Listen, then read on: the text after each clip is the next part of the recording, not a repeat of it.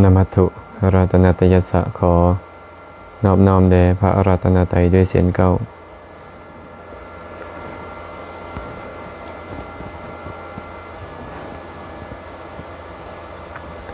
เจริญสุขเป็นยังท่านสาธุชน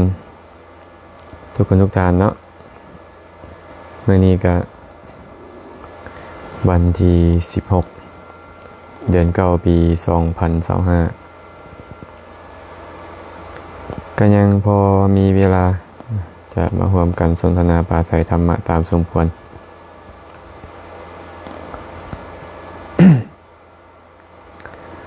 เจริญพรบิตตี้เสริมความงามเนาะไม้สูงหลวงพิมพ์มาสอนเจริญพรไม่ออกตาดำโพวงศรีน้อมนมัสการพระอาจารย์เจริญพรสาธุเด้อญาติธรรมทางเมืองปักลาย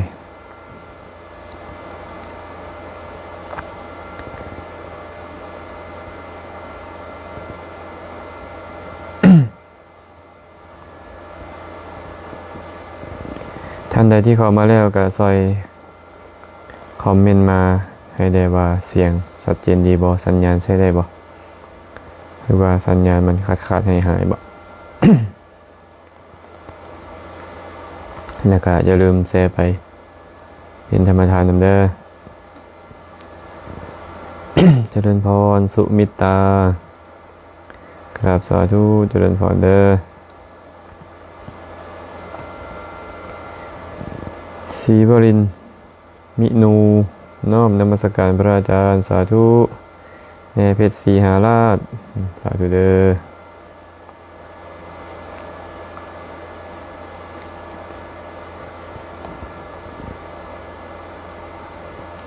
เจริญพรทุกท่านเลยที่เข้ามาแล้วเนาะบุญตั้งวรศักดิ์สาธุอาจารย์แซมฟังอยู่เวิร์นคำเสียงแจ้งดีเจริญพรสาธุเด้อฟ้าใสน้อมกราบสาธุสาธุเจริญพรอย่าลืมเนาะเข้ามาแล้วก็ซอยแชร์ไปเป็นธรรมทานให้หมู่พวกได้มาร่วมกันสนทนาปราศัยธรรมะแล้วก็มีคำถามข้อใดข้อหนึ่งที่คิดว่าจะเป็นประโยชน์แก่ตนเองและแก่ผู้อื่นก็สามารถที่จะ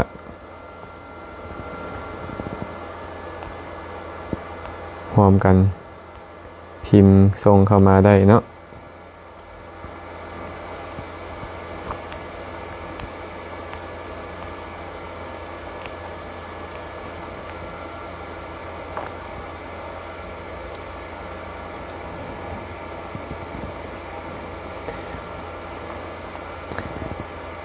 เจริญพรแม่จอย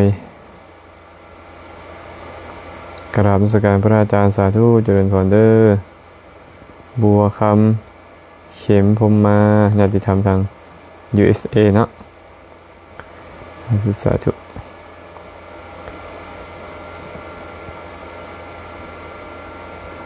สุขสาครจันทวงศ์น้อมกราบพระอาจารย์สาธุเจริญพรเดี๋ยวรอท่าอีกจะน้อยหนึ่งนะจังคอยสิเริ่มประเด็นแรกในการสนทนาของค่ำคืนของมื้อนี้นะเล็กคุณวันดีกราบสาธุสาธุค่ะพระอาจารย์เจริญพรสาธุอรุณีสมบัติหากราบนมัสการเสียงชัดเจนดีที่ขอนแก่นกราบสาธุธรรมนะเจ้าค่ะเจริญพรเกียงก้อนสนใสสนะสาธุอาจารย์ฟังอยู่เชียงขวางเด้อเจริญพรสาธุอนุโมทนาขอให้มีความสุขความเจริญเด้อแง่สีวงไซสาธุสาธุขน้อยขอน้อมกราบพระอาจารย์ฟังแจ้งดีทางดงโดกเจริญพรอนุโมทนาบุญนำจะลืมเด้อท่านใดเข้ามาแล้วก็แชร์ไปเป็นธรรมทานแล้วก็มีคำถามก็สามารถคอมเมนต์เข้ามาสนทนากันได้คำจันบานนครศรีน้อมกราบพระอาจารย์สาธุสาธุเจริญพรสิงอาทิตย์เด่นเทวะอาตมาต้องขออภัยอ่านบ่ค่อยออกกันเลยนี่กราบนมัสการพระอาจารย์สาธุศรีสุวรรณอินทวงศ์กราบนมัสการพระอาจารย์สาธุเจริญพรไม่ออกบี้ไซยเลิศจันทร์ สายบ้านเฮืองจันสุดานมัสการพระอาจารย์ขน้อยโยมเมจันสุดาหับฟังจากบ้านพลทองเมืองไซธานีสาธุดำดวนสุขวงศ์กราบนมัสการพระอาจารย์ทางหินบูนชัดเจนดีขน้อยเจริญพรอานนท์กราบนมัสการพระอาจารย์สาธุนิ่งเพชรมีใสเจริญพรเด้อขอให้มีความสุขเด้อก็มาเริ่มคำถามแรกเลยกันแล้วกันจะเริ่มคำถามแรกกันเลย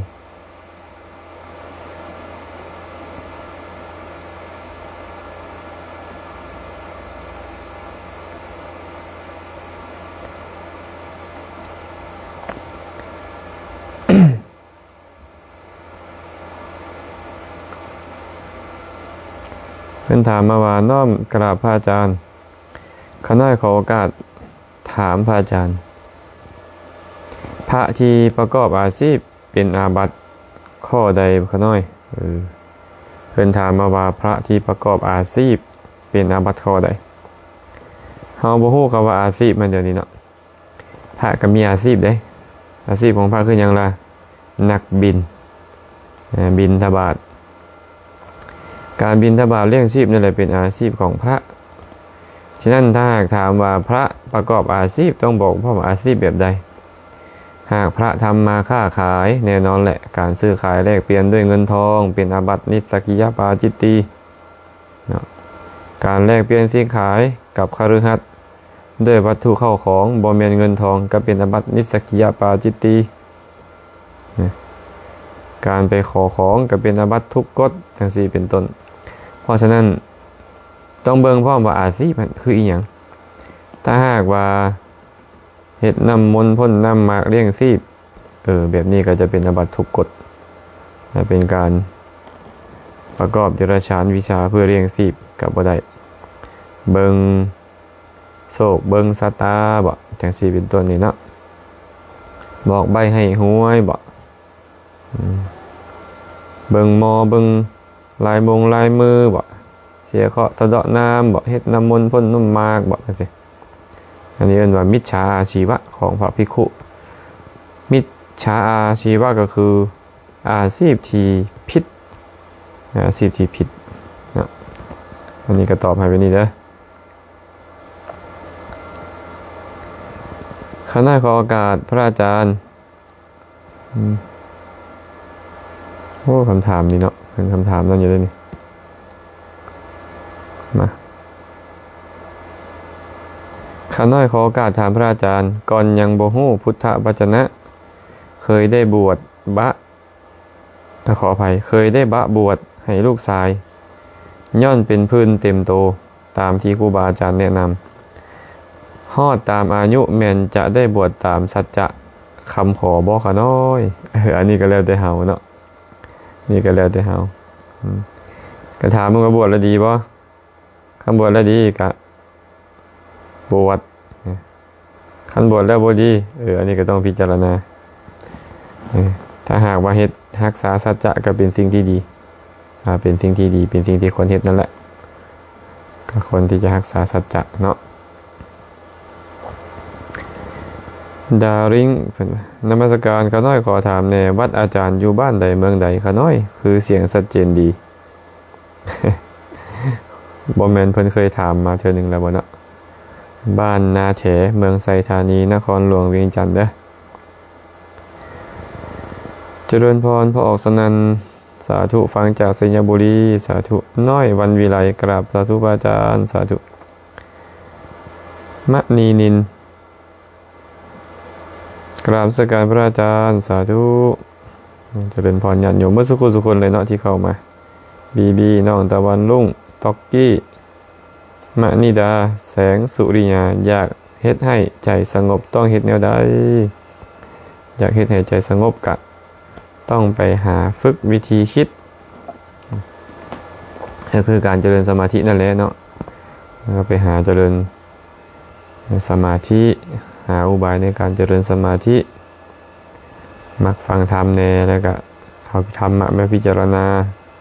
แล้วก็ไปเรียนรู้อารมณ์ของ ของสมาธิว่าตัวใดเป็นอารมณ์ของสมาธิแล้วก็เอามาประพฤตินมัสการพระอาจารย์อธิบายเรื่องเจริญสมาธิเจริญสติเจริญเมตตาเจริญภาวนาเจริญอานาปานสตินี่แม่นอันเดียวกันบ่เป็นถามมาว่าเจริญสมาธิเจริญสติเจริญเมตตาเจริญภาวนาเจริญอานาปานสติแม่นอันเดียวกันบ่ความจริงแล้วเนาะการเจริญคุณธรรมขั้นภาวนานี่นะมีอยู่2แบบคืออย่างใด1สมถะภาวนาคือการเจริญสมาธิ2วิปัสสนาภาวนาคือการเจริญปัญญาการเจริญสมาธิกับการเจริญปัญญานี่เอิ้นว่าภาวนาเนาะแต่ถามว่าการเจริญสมาธินี่แม่นภาวนาบ่ก็เป็นสมถะภาวนานั่นแหละการเจริญสติได้แม่นภาวนาบ่การเจริญสติก็คือวิปัสสนาภาวนานั่นเองเพราะว่าสติเป็นฐานของวิปัสสนานั้นการเจริญเมตตาเป็นภาวนาบ่การเจริญเมตตาก็เป็นสมถะภาวนาการเจริญอานาปานสติอานาปานสติก็เป็นทางสมถะภาวนาเป็นทางวิปัสสนาภาวนาฉะนั้นคำว่าภาวนาเนี่ยเป็นคำกลมรวมของการเจริญทางสมาธิการเจริญทางวิปัสสนาปัญญาเนาะส่วนอย่างอื่นการเจริญสมาธิประเภทเมตตาบอกประเภทอานาปานสติบอกก็รวมแล้วในคำว่าภาวนานั้นเอิ้นอะไรกับบริผิดเนาะอีกคำถามหนึ่งเด้อน้อมนมัสการพระอาจารย์ข้าน้อยขอโอกาสถามเมื่อได้พบกับคนพาลที่มีมุสาวาทเว้าจาส่อเสียดอยากเฮ็ดให้ผู้อื่นเสื่อมเสียควรวางจิตแบบใดข้าน้อยเมื่ออยู่ใกล้คนพาลเหล่านั้นสมือนี่หลายสำเร็จเนาะหลายขนาดเลยสมือนี่นะในคนประเภทนี้นี่นะสิเฮ็ดแนวใดดีข้าน้อยเพิ่นว่าเมื่ออยู่กับคนพาลแบบนี้ความจริงแล้วนี่เนาะคันเฮาบ่ผ่านมันก็บ่เป็นหยังนะเฮาอยู่ร่วมเขาแต่ว่าต้องเข้าใจไว้นี่เวลาเฮาอยู่ใกล้กับคนผ่านมันมักจะซึมซับพระพุทธเจ้าจึงอุปมาไว้เหมือนกับใบหญ้าคาห่อปลาเนาเวลาเอาใบหญ้าคาไปห่อปลาเนานี่นะถึงแม้นว่าหญ้าคานี่มันจะบ่ได้ทรงกลิ่นเหม็นมาแต่เดิมดอกแต่เมื่อบุคคลเอามันไปห่อปลาเนามันก็จะทรงกลิ่นเหม็นไปตามปลาเนานั้นฉันใดก็ฉันนั้นเพิ่นว่าเอวังพาลูปสีวนาการเข้าไปคบคนพาลกับฉันนั่นคือกันพระพุทธเจ้าตรัสไว้แบบนี้ได้เพราะฉะนั้นเนาะคันหลีกได้ห่างไกลละดีเหมือนกับที่พระพุทธเจ้าตรัสไว้นั่นแหละอเสวนาจะพารานะการบ่คบคนพาลเป็นสิริมงคลอันสูงสุดแต่ถ้าหากเขาต้องอยู่ใกล้เขาเขาก็ต้องวางใจให้ดีเลยวางใจให้ดีๆเขาบอกก็เป็นเรื่องของเขา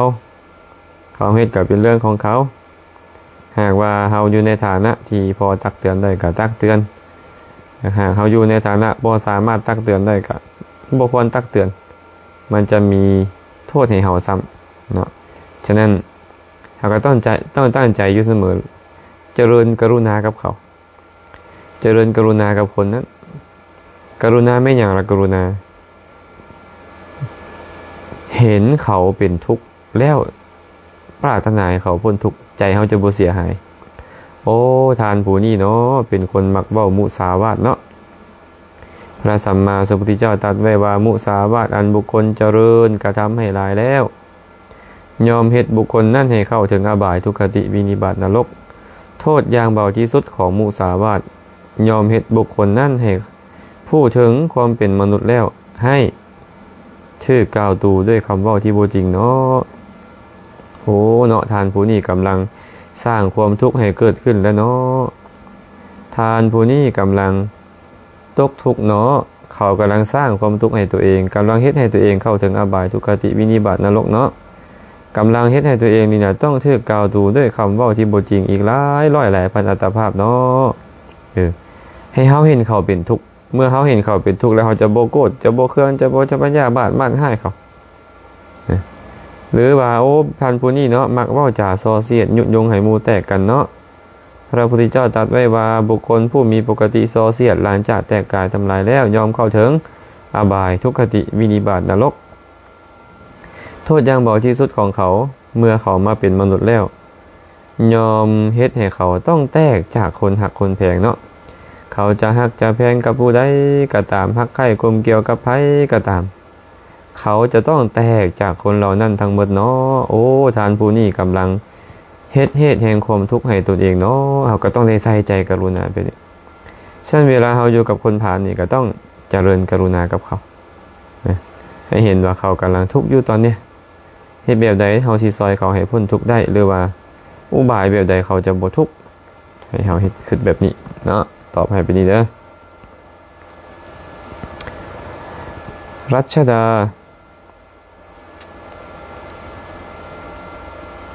มาอีกคำถามต่อไปเด้อเพชรดาวงแสงเพชรพวงสาธุโมทนาบุญนำเด้อฟังอยู่สวรรค์เขตชัดเจนดีเจริญพรน้ำคราบสาธุเจริญพรเด้อสุจีคนไทยกราบสการข้าน้อยรับฟังอยู่แชร์แล้วเจ้าค่ะเจริญพรสาธุเมืองคำถามของเพิ่นเนาะภูวงแก้ววงเดือนน่าจะเป็นพระเนาะพระที่บ่สบายแล้วไปนอนห้องหมอบ่เกิน7 มื้อแล้วสามารถรับกฐินได้บ่ค่ะน้อยพระที่บ่สบายแล้วไปนอนห้องหมอเป็นปะกลับมาภายใน7 มื้อนี่นะสามารถรับกฐินได้บ่ค่ะน้อยเราต้องรู้หลักแบบนี้ว่าผู้ที่จะได้รับอานิสงส์กฐินก็คือจำพรรษาครบ3 เดือนต้นคือจำมื้อแหม1 ค่ำเดือน8ไปปวารณาวันขึ้น15 ค่ำเดือน11นับตั้งแต่แหม1 ค่ำเป็นต้นไปมีผู้มาถวายผ้าสามารถการกฐินได้อานิสงส์กฐินทีนี้หากว่าองค์ใดองค์หนึ่งนี่นะขาดพรรษาในระหว่างพรรษาก็บ่สามารถได้อานิสงส์กฐินแต่ว่าการขาดพรรษานะที่เป็นอาบัติก็มีบ่เป็นอาบัติก็มีนะในกรณีป่วยไข้บ่นี่ในกรณีป่วยไข้นี่นะมันบ่สามารถที่จะไปค้างคืนภายนอกวัดได้นอกจากถึกนิมนต์ญาติโยมก็นิมนต์ซะอาจารย์เขาน้อยขอนิมนต์ไปรับทานเฮือนเขาน้อยไปแสดงธรรมอยู่เฮือนเขาน้อยไปสนทนาธรรมอยู่เฮือนเขาน้อยเขาก็อาศัยเหตุนั่นแหละไปหลังจากเขาก็ต้องใส่ใจว่าจะกลับมาภายใน7 มื้อหลังจากไปแล้วก็สามารถที่จะไปรักษาพยาบาลตนเองอยู่ห้องหมอได้คันแบบนี้นี่นะพรรษาก็อาจจะบ่ขาดเนาะเมื่อพรรษาบ่ขาดกลับมาภายใน7 วันเมื่อพรรษาบ่ขาดก็ยังมีอานิสงส์ของกฐินอยู่ยังจะสามารถได้รับอานิสงส์ของกฐินอยู่ว่าง่ายๆคือถ้าหากสัตตาหะไปสัตตาหะก็คือเหตุที่เป็นเหตุให้สัตตาหะได้แต่ว่าตัวเองป่วยนี่อยากไปหาหมอเราไปค้างคืนเลยด้วยตนเองนี่อันนี้บ่ได้เนาะต้องมีเหตุอย่างอื่นต้องมีเหตุอย่างอื่นเนาะอันนี้ตอบให้ไปนี่เด้อการสร้างก็ต้องมีผู้นิมนต์เนาะอาจจะเป็นญาติโยมบอกพ่อแม่บอกเขานิมนต์อาจารย์เด้อมารับทานมาสนทนาธรรมอยู่เฮือนสนทนาธรรมแล้วเขาหน่อยก็สินิมนต์ไปห้องหมอเลยก็ว่าที่ก็ใช้ใจได้นะใช้ใจการไปรับทานหรือไปสนทนาธรรมฟังธรรมเป็นต้นนะตอบให้ไปนี้ได้เขาหน่อยเด้อ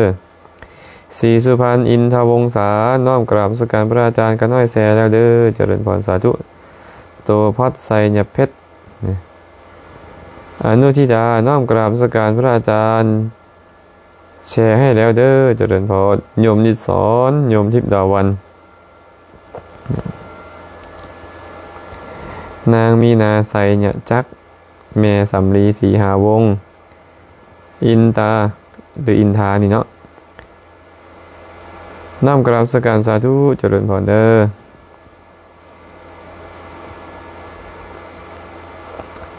ที่ดาวันจำประสักนมัสการอาจารย์ขอโอกาสถามเด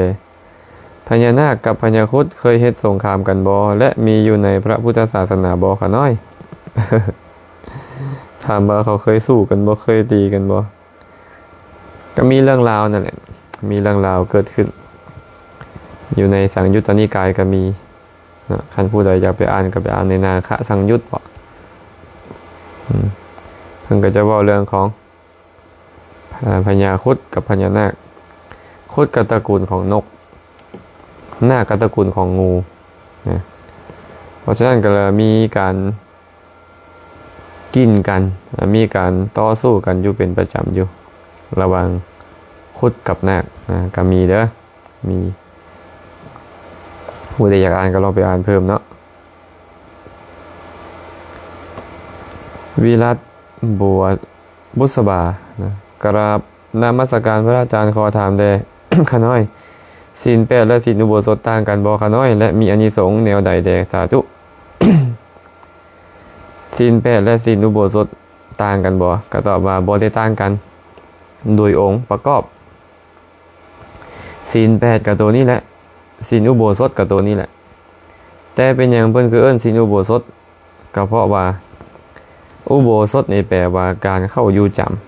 ำการเข้าไปอยู่จำศีลเพียงสัวข้างสัวข่าวมื้อ1คืน1บ่2มื้อ2คืนบ่5มื้อ5คืนบ่หรือว่าเดือน1บ่2เดือนบ่พรรษา1บ่จังซี่นี่เอิ้นว่าอุโบสถอุโบสถเพิ่นเลยมักอธิษฐานเป็นองค์เพิ่นเลยบอกว่าอันประกอบด้วยองค์8นะหากข้อใดข้อหนึ่งขาดองค์ประกอบของอุโบสถก็ถือว่าขาดนะแต่ศีล8บ่แม่นไปนั่นศีล8เป็นปกติศีลเป็นปกติศีลที่บุคคลใดบุคคลหนึ่งมีแมวชีเป็นต้นเขารักษาอยู่ตลอดเวลาไปเลยนี่ก็เลยเอิ้นว่าศีล8ธรรมดาทั่วไปแต่ศีล8นั่นแหละที่บุคคลเข้าไปจำอยู่ตั้งแต่มื้อหนึ่งขึ้นไปเอิ้นว่าอุโบสถศีลนะการแตกทำลายของศีลก็เลยแตกต่างกันเพราะว่าการสมทานอุโบสถนี้บอกว่าขอสมทานองค์ของอุโบสถอันประกอบด้วยองค์8ขาดองค์หนึ่งขาดองค์อุโบสถก็ถือว่าขาดแต่ความต่างกันด้วยข้อองค์ประกอบนั่นอันด้วยของงดเว้นนั่นบ่มีอันเดียวกันถามว่ามีอานิสงส์แบบใดก็ตอบว่าอานิสงส์นับประมาณบ่ได้พระพุทธเจ้าเคยตรัสไว้กับนางวิสาขาแม่นบ่วิสาขาเอ้ยหากว่าเอาทรัพย์สมบัติในพื้นแผ่นดินทั้งหมดที่พระจันทร์และพระอาทิตย์เนี่ยโคจรไปแล้ว2สว่างหอดเอาทรัพย์สมบัติทั้งหมดนั่นนะเพชรนิลจินดาแก้วแหวนเงินทองอยู่บนใดบนหนึ่งก็ตามที่พระจันทร์และพระอาทิตย์ส่องแสงหอดมาเทียบกับอานิสงส์ของศีลอุโบสถอันประกอบด้วยองค์8นี้เอาอานิสงส์ของศีลอุโบสถอันประกอบด้วยองค์8นี้แบ่งเป็น16ส่วนเอาส่วนเดียวเท่านั้นใน16ส่วนมาเทียบกับทรัพย์สมบัติเพชรนิลจินดาแก้วแหวนเงินทองที่มีอยู่ทั่วแผ่นดินนี้ทรัพย์สมบัติทั้งหมดนี้ยังบ่เทียบเท่ากับอานิสงส์ของศีลอุโบสถส่วนที่16นั่นเลยเอาส่วนเดียวใน16ส่วนมาเทียบกันบ่ได้คุณว่าฉะนั้นอานิสงส์นี้จะมีล่วงหลายภายมากมีลงหลายภายมากหมูน้อยปลากิมสาธุกราบนมัสการข้าพระอาจารย์น้อมอนุโมทนาเจ้าค่ะเจริญพรเด้อแม็กกี้ชิพพวงศ์เจริญพรกองประเสริฐแพงเสนกราบนมัสการพระอาจารย์ขออนุโมทนาบุญนำพระอาจารย์แส่แล้วสาธุเจริญพรแมวน้อยใส่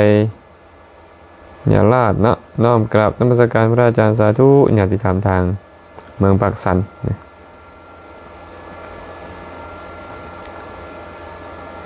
นพกิจพนาวงศ์กราบนมัสการพระอาจารย์ก็น้อยขออนุญาตถามพระอาจารย์สามเณรที่ลาสิกขาไปแล้วเนื่องจากลาสิกขาไปหาเลี้ยงพ่อแม่แล้วจะกลับมาบวชคืนได้บ่คะน้อยถ้าหากว่าสามเณรบ่ได้เฮ็ดอีหยังผิด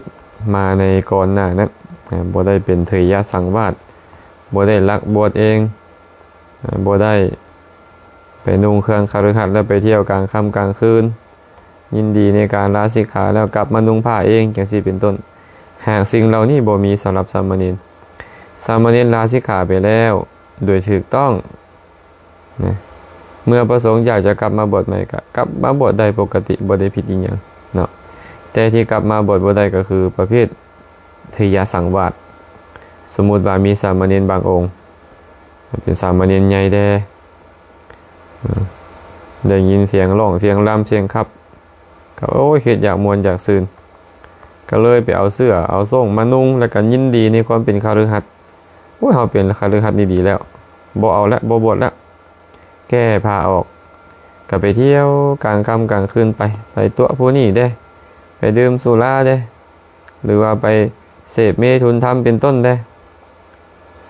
กลับมาวัดก็เลยคิดว่าบ่มีไผฮู้ดอกว่าเฮาสิกกลับมาเอาผ้ามานุ่งเองแล้วก็ไปตัวเพิ่นตัวคนอื่นให้เป็นเหมือนกับตัวเองนี่บ่ได้สิกขาลาเพศบ่ได้ยินดีในความเป็นคฤหัสถ์เลยไอ้แบบนี้เอิ้นว่าเข้าฤทธิ์เดียรถีก็ขออภัยแบบนี้เอิ้นว่าเทยสังวาสบ่ผิดเด้ออันนี้เอิ้นว่าเทยสังวาสแปลว่ารักเพศแบบนี้นี่นะบ่สามารถกลับมาบวชเป็นสามเณรได้อีกบ่สามารถกลับมาบวชเป็นพระได้อีกแม่ยังบวชอยู่ก็บ่มีความเป็นเณรบ่มีความเป็นพระแล้วนะหากบุคคลใดบุคคลหนึ่งต้องอาบัติปาราชิกนี่นะสมมุติพระนี่นะเสพเมถุนธรรมก็ตามลักทรัพย์ก็ตามฆ่ามนุษย์ก็ตามอวดคุณวิเศษบ่มีจริงก็ตามพระซิกไปยังกลับมาบวชเป็นสามเณรได้แต่คนเถยสังวาสเนี่ยเหมือนกับที่อาตมาว่าเมื่อกี้นี่เนาะซิกไปแล้วบ่สามารถกลับมาบวชแม่เป็นสามเณรก็บ่ได้เป็นอาบัติปาราชิกยังกลับมาบวชเป็นสามเณรได้แต่หลักเพศบ่สามารถกลับมาบวชเป็นสามเณรได้อีกโอ้โทษหลายอยู่เด้อตัวนี้เด้อเมื่อบ่สามารถกลับมาบวชเป็นสามเณรได้อีกตัวเองก็คิดว่าตัวเองยังบวชได้มาแล้วก็บวชเป็นพระพอบวชเป็นพระแล้วก็บวชบ่ขึ้นเมื่อบวชบ่ขึ้นไปนั่งคัตถบาทให้พระองค์อื่นก็เฮ็ดให้สังฆกรรมขององค์อื่นวิบัติไปองค์อื่นก็บวชบ่ขึ้นอีกหากมี10องค์20องค์ที่บวชบ่ขึ้นนั่นแหละไปนั่งคัตถบาทให้องค์อื่นต่อก็บวชบ่ขึ้นต่อกันไปแบบนี้พินาศเลยบัดนี้พินาศเลยมีโทษอยู่เด้อถ้าหากเฮาบ่ได้ศึกษาเนาะก็อาจจะมีโทษอยู่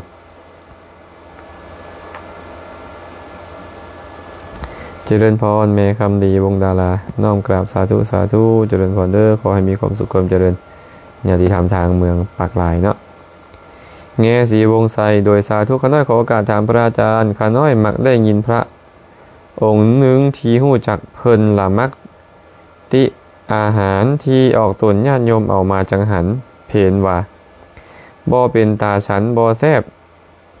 ติอาหารที่ออกตนญาติโยมมาเฮ็ดบุญก็สมควรอยู่บ่ข้าน้อยแล้วข้าน้อยก็เว้ากับพระองค์นั้นว่าบ่ควรติของทานเขาแล้วข้าน้อยจะผิดที่ตอบพระแบบนั้นบ่ข้าน้อยถาติของทานจะบาปบ่เอาคันมันเค็มก็น่าจะพอติได้อยู่ติเนาะไม่ออกเนาะเป็นบ่โอ้ไม่ออกอาหารไม่ออกจากเค็มหน่อยหนึ่งเด้อบางเทื่อไม่ออกมื้ออื่นก็อาจจะเฮ็ดบ่เค็มมาก็ได้สินะไม่ออกส้มเกินไปเด้อมันจะเป็นกระเพาะได้อันนี้ก็น่าจะพอเว้าได้อยู่ดอกเนาะแต่ว่าจะไปตามนิติเตียนว่าอันใดก็ตัวเองบ่มักกะติอันใดตัวเองบ่มักกะติมันก็บ่สมควรเนาะเขาถวายอันใดมาก็ควรยินดีในสิ่งที่เขาถวายมันนั่นแหละแต่ว่าไม่ออกกันน่าจะให้เพิ่นติได้แด้บางทีก็เฮ็ดเค็มเกินไปเพิ่นก็สั่นบ่ได้หั่นเนาะบางทีก็น่าจะพอเว้าได้อยู่ดอกนะพอเว้าได้แต่หากบ่เว้าดีบ่เว้าก็ดีนะบ่เว้าก็ดีหากเฮาตอบพระองค์นั้นไปว่าบุคคลติอาหารเฮาจะมีโทษบ่เฮาจะบาปบ่อาจารย์ว่าแล้วว่าบาปนี่นะมันอยู่ที่เจตนาหากเฮาโกรธพระโกรธที่เพิ่นมักตำหนิอาหารเฮายังบ่คันโต้ตอบเพิ่นเฮาก็มีโทสะและเป็นอกุศลแล้วแม่นบ่หากเฮาโต้ตอบไปพร้อมมันก็เป็นวจีกรรมเกิดขึ้นมาอีกละก็เดี๋ยวนั่นแหละเรื่องบาปเนาะเฮาบ่เว้าว่าซะแต่ว่าเรื่องผิดหยังบ่ล่ะเฮาช่วงจริงเพิ่นมันบ่ผิดก็เฮาก็อยากให้สกิปเพิ่นนะว่าอาจารย์บ่ควรเว้าบ่แนวนี้นะเฮาก็บ่ผิดดอกแพงใส่ภาษีน้อมกราบสักการพระอาจารย์ขออนุโมทนาบุญนำเด้อค่ะน้อยสาธุเด้อน้อยคำมณีวงศ์นางบุญไสยาวงศ์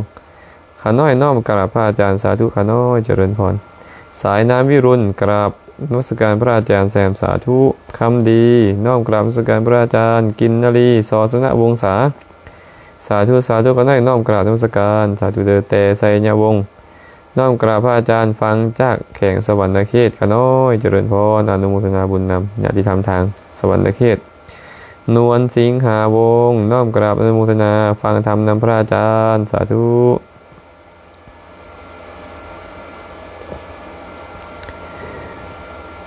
แก้วตาสุดาวงศ์มาต่ออีกคำถามหนึ่งบุตรีผู้ฟังแต่คำของพระตถาคตข้าน้อยขอโอกาสถามมีคำถามในพระอาจารย์คำว่าเจริญเมตตาที่มีผลหลายมีอานิสงส์หลายคือการเจริญแบบใดความจริงแล้วนี่เนาะการเจริญเมตตาที่มีผลใหญ่มีอานิสงส์ใหญ่เว้าโดยตรงก็คือการเจริญเมตตาจนได้ฌานการเจริญเมตตาจนได้ฌานนั่นแหละเอิ้นว่าเมตตาที่มีผลใหญ่มีอานิสงส์ใหญ่นะแต่ก็บ่ได้หมายความว่าการเจริญเมตตาถึงจะยังบ่ได้ฌานจะบ่มีผลเลยจะบ่มีผลใหญ่เลยก็บ่แม่นเพราะว่าการเจริญเมตตาก็เป็นชื่อของกุศลอยู่แล้วนะแม้เพียงเสี้ยวขณะหนึ่งที่ใจประกอบด้วยเมตตาอานิสงส์ก็นับประมาณบ่ได้แล้วเนาะแต่ว่าการเจริญเมตตาที่มีผลใหญ่มีอานิสงส์ใหญ่อีหลีก็คือการเจริญจนได้ฌานเนาะการเจริญจนได้ฌานตอบให้ไปนี่เด้อเมลัยมาลาวงศ์เจริญพรภูธรเพชรสราชเจริญพรแอนนี่สกายนมัสการอาจารย์ข้าน้อยขอโอกาสถามอนาถปิณฑิกะเศรษฐีย้อนเหตุอันใดที่เฮ็ดให้เรามีทรัพย์หลายแล้วเราได้อุปถากแนวใดกับพระสงฆ์ข้าน้อยโอ้อนาถปิณฑิกะเศรษฐีเพิ่นถามมาว่าอนาถปิณฑิกะเศรษฐีนี่นะเหตุอันใดเนาะจึงเฮ็ดให้เรามีทรัพย์หลายและเราได้อุปถากพระแนวใดอุปถากพระสงฆ์แนวใดในอดีตกาลนี่นะอนาถปิณฑิกะเศรษฐีนี่เราให้ทานอย่างหลวงหลายเนาะให้ทานนำพระพุทธเจ้านำให้ทานนำพระสงฆ์นำก็ตั้งความปรารถนามาว่าขอให้ได้เป็นอุบาสกผู้เป็นเลิศในการให้ทานในการอุปถากพระสงฆ์และเพิ่งก็สร้างบุญบารมีมาโดยตลอดในการให้ทานรักษาศีลเจริญภาวนามาโดยตลอดนั่นแหละแต่ที่ยิ่งยอดก็คือเพิ่นมักให้ทานพอมาถึงพุทธบาทการนี้มาอุบัติขึ้นในยุคสมัยที่มีพระพุทธเจ้ามโนรสของเพิ่นก็สมบูรณ์เพิ่นก็ได้เป็นโยมอุปถากพระสัมมาสัมพุทธเจ้าเนาะอดีตเหตุที่เพิ่นสร้างมาก็คือทานการถวายทานมาดีแต่ละชาติกับพยายามให้ทานตามกำลังความสามารถนั่นแหละจนสุดท้ายแล้วเพิ่นได้เป็นโยมอุปถากผู้ใหญ่ที่สุดของพระพุทธเจ้าของพระสงฆ์ก็เลยเอิ้นว่าอนาถปิณฑิกะมหาอุบาสกหรือว่ามหาอุบาสกผู้ชื่อว่าอนาถปิณฑิกะถามว่าเราได้อุปถากพระสงฆ์แนวใดเพิ่นได้วิจารณ์ไว้ในคัมภีร์ทางพุทธศาสนาว่าอนาถปิณฑิกะเศรษฐีนี่นะนิมนต์ให้พระสงฆ์เข้าไปสู่เฮือนของเรามื้อละประมาณ 2,000 องค์มื้อนึงเป็น 2,000 องค์เข้าไปสู่ตระกูลของอนาถปิณฑิกะเศรษฐีนะเฉพาะพระสงฆ์นี่นะเราอุปถากมื้อละประมาณ 2,000 องค์บางมื้อกับพระพุทธเจ้าเข้าไปบางมื้อกับพระสารีบุตรพระโมคคัลลานะพระมหาสาวกทั้งหลายเข้าไปแต่ว่าบ่ขาดพระอรหันต์จักมื้อดอกอันที่ไปรับทานอยู่เฮือนเราอุปถากพระสงฆ์ดีไปวัดไปว่ากับบ่เคยไปมือเปล่าต้องมีเข้าของไปวัดตลอดยามเช้าเอาหยังไปถวายยามสวยเอาหยังไปถวายเราฮู้เวลาที่พระสงฆ์นะบริโภคอันใดได้จำเป็นอันใดเราจะนำไปถวายเราอุปถากพระสงฆ์อยู่ไปนี่ตลอดเวลายาวนานเลยหลาย10 ปีเนาะฉะนั้นอนาถปิณฑิกะเศรษฐีนี่นะมีคุณอุปการะหลายแก่พระสงฆ์มีอุปการะหลายนะแล้วก็ได้สร้างวัดพระเชตวันนี่เนาะถวายแก่พระพุทธเจ้านี่เป็นวัดที่เสียสละทรัพย์หลายที่สุดในพุทธศาสนานี่ สาราทรัพย์ไป54 โกฏในการสร้างถวายหากเทียบกับเงินปัจจุบันนี่ก็สิประมาณหลายพันหลายหมื่นล้านบาทอยู่เนาะที่สละสร้างวัดนี้ถวายบูชาพระพุทธเจ้าพร้อมด้วยพระสงฆ์เนาะอันนี้ต่อไปไม่เอาอันนี้ไปนี่เด้อเราอุปถาด้วยปัจจัยทายธรรมทุกอย่างเลยบ่ขาดบ่เคยขาดถึงเราจะทุกข์ลงแล้วก็ยังให้คือเก่าเราบ่เคยขาดในการให้ทานแต่ว่าก็ต้องยอมรับว่าเราน่ะปรารถนามาจังค่อยเป็นแบบนั้นแล้วก็สำเร็จเป็นพระโสดาบันตั้งแต่เห็นพระพุทธเจ้าครั้งแรกศรัทธามันก็เลยยังลงมั่นบ่หวั่นไหวบ่ผ่อนแขนก็เฮ็ดได้ทุกอย่างเนาะโยมแม่นฤมลญาติธรรมทางญี่ปุ่นกราบนมัสการพระอาจารย์ค่ะกำลังฟังอยู่ค่ะน้อยสาธุเจริญพรเด้อแก้วมณีพรจันทวงศ์เจริญพรเด้อแอปเปิ้ลบุญวิสัยสาธุค่ะน้อยขออนุญาตถามใช้ชีวิตอยู่ร่วมกับคนเห็นแก่โตเอาเปรียบทุกเรื่องเป็นคนมักโกรธเป็นผลของกรรมบ่ค่ะน้อย เป็นผลของกรรมบ่มีอีหยังเลยไม่ออกที่จะบ่เป็นผลของกรรมที่เราได้เห็นรูปได้ฟังเสียงได้ดมกลิ่นได้ชิมรสชาติได้สัมผัสดีที่ดีและบ่ดีได้ความรู้สึกทางใจที่ดีหรือบ่ดีทางหมดเป็นผลของกรรมเก่าเนาะแต่ว่าหลายๆคนนี่นะได้ประสบพบพ่อผลของกรรมเก่าแล้วก็เฮ็ดจิตใจให้ได้รับความผาสุกบางคนก็เฮ็ดจิตใจให้เดือดร้อนอันนี้แล้วแต่บางบุคคลฉะนั้นการที่เราได้พบพ่อบุคคลใดบุคคลหนึ่งก็ตามมันเป็นผลของกรรมเก่าที่มันส่งผลให้เราต้องเห็นให้เราต้องได้ฟังให้เราต้องได้อยู่ใกล้นะแต่ว่าปัญโยคะปัจจุบันก็สำคัญบ่น้อยเนาะถ้าหากว่าเขาได้พบพ่อเขาแล้วเนี่ยมันเป็นผลของกรรมเก่าที่มันส่งผลแล้วเราก็ต้องหลีกออกจากเขาคันเขาบ่ยากได้จะได้รับโทษภัยมาจากเขานี่เขาก็ต้องหนีจากเขาต้องเว้นห่างจากเขาอันนี้เป็นปัจจุบันเหตุได้เนาะอดีตมันส่งผลมาแล้วแต่ปัจจุบันนี้เจ้าบ่พยายามหลีกออกก็แน่นอนแล้วเจ้าก็ต้องอยู่แบบนั้นแหละเห็นบ่ล่ะคนบางคนเป็นผัวเมียกันซ้ำเนาะเดี๋ยวก็ให้เดี๋ยวก็ด่าเดี๋ยวก็ทุบเดี๋ยวก็ตีเดี๋ยวก็คมเดี๋ยวก็เฮงอยู่แต่ก็ยังอยู่กันนำกันได้อาตมานึกถึงโยมครูหนึ่งผัวมากินเหล้าเมียผัดเมียมักให้ผัวกินเหล้ามาย่ำใดนี่นะถือซากเข้าเบื่อถือมีดไล่ผัวรถแต่ก็อยู่กันได้จนเฒ่าจนแก่ปัจจุบันนี้ก็ยังอยู่นำกันอยู่เบิ่งแม่หั่นนะมันบ่แม่นธรรมดาเด้เนาะย้อนหยังล่ะเจ้าจึงอยู่กับเขาแบบนั้นตลอดก็ย้อนปัญโยคะปัจจุบันของเจ้าจะไปทิ่มให้กรรมในอดีตซื่อๆก็บ่ได้หากว่าปัจจุบันนี้เนี่ยเจ้าพยายามหลีกออกว่าปัญโยคะเหมาะสมนะเจ้าก็จะห่างจากเขาก็จะได้มงคลคือพระพุทธเจ้าตรัสไว้นั่นแหละอาเสวนาจะพาลานังการเว้นขาดจากคนผ่านคือการบ่เสพคนผ่านเอตมังคารมุตวังเป็นสิริมงคลอันสูงสุดขันเจ้าบ่คบคนแบบนั้นมันก็จะบ่ได้ประสบแบบนั้นเนาะสั้นๆเนาะเท่ากับต้องยอมรับความจริงนั่นแหละว่ามันเป็นผลของกรรมเก่าบ่มีอีหยังดอกที่จะบ่เป็นผลของกรรมเก่าที่เราต้องเห็นที่เราต้องฟังเป็นต้นพระพุทธเจ้าเลยตรัสไว้อวิชชาเป็นปัจจัยจึงมีสังขารเป็นปัจจัยจึงมีวิญญาณอวิชชาความโง่เขลาความบ่ฮู้นี่นะมันเป็นปัจจัยให้มีสังขารคือการเฮ็ดบุญและเฮ็ดบาปทางกายก็เอิ้นว่ากายสังขารบาปทางวาจาก็เอิ้นว่าวจีสังขารบาปทางใจก็เอิ้นว่าจิตตสังขารเฮ็ดดีแต่เว้าดีแต่คิดดีแต่เฮ็ดบ่ดีแต่เว้าบ่ดีแต่คิดบ่ดีแต่มันก็ส่งผลมาเป็นวิญญาณทางตาให้เจ้าต้องเห็นหูทางดีและบ่ดีส่งผลมาเป็นวิญญาณทางหูให้เจ้าได้ฟังเสียงทางที่ดีและบ่ดีส่งผลมาเป็นวิญญาณทางดั่งให้เจ้าดมกลิ่นดีและบ่ดีส่งผลมาทางลิ้นให้เจ้าชิมรสชาติดีและบ่ดีส่งผลมาทางกายให้เจ้าต้องรู้สึกร้อนเย็นหนาวแข็งอ่อนเป็นต้นดีและบ่ดีและส่งผลมาเป็นมโนวิญญาณทางใจให้ได้รับรู้สิ่งที่ดีและบ่ดีทั้งหลายฉะนั้นมันเป็นผลของกรรมเก่าบ่ผิดเลยนะ